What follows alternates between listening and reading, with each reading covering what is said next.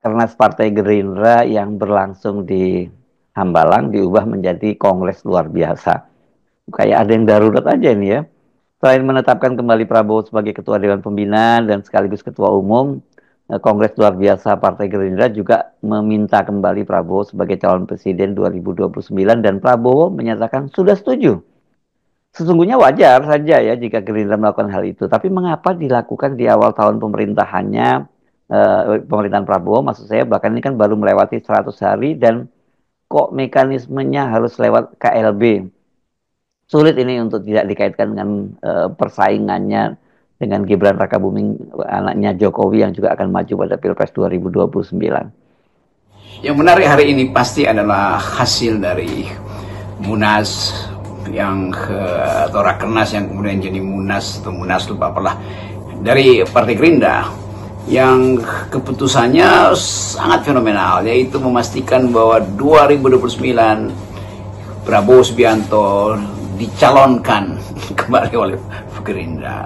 Itu hal yang lumrah karena tetap dalam kalkulasi normal tentu presiden tidak boleh putus dengan periode satu periode ini. Jadi selalu dua periode itu hal yang biasa ditargetkan oleh calon presiden, oleh sang presiden itu kan. Jadi Prabowo pasti akan maju di 2009 tuh, dan Gerindra memutuskan itu di dalam rapat organisasi yang tertinggi. Artinya itu sudah final dan mengikat.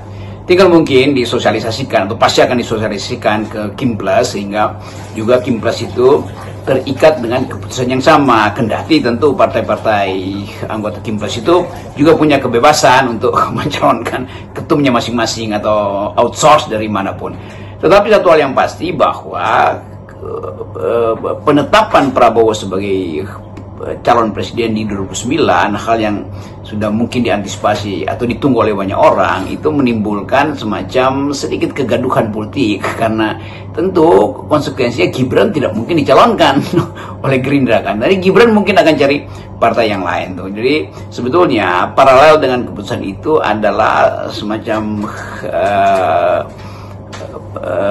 umpan untuk meminta ada ikan besar yang memakan Gibran sebagai calon presiden mereka, dan itu membuka peluang Pak Jokowi membuat blok baru untuk menuntun Gibran. Kan nggak mungkin Gerindra mencalonkan Gibran dan karena itu maka dimungkinkan Gibran dicalonkan oleh partai Golkar misalnya itu. Jadi kelihatannya bagus keputusan Gerindra tadi dari segi kalkulasi politik tentu. Lepas dari soal apakah ini bisa jadi semacam penanda bahwa Presiden Prabowo akan melakukan reshuffle secepat-cepatnya untuk memungkinkan kabinet hari ini bekerja untuk dia di 2009 kan, itu kalkulasinya.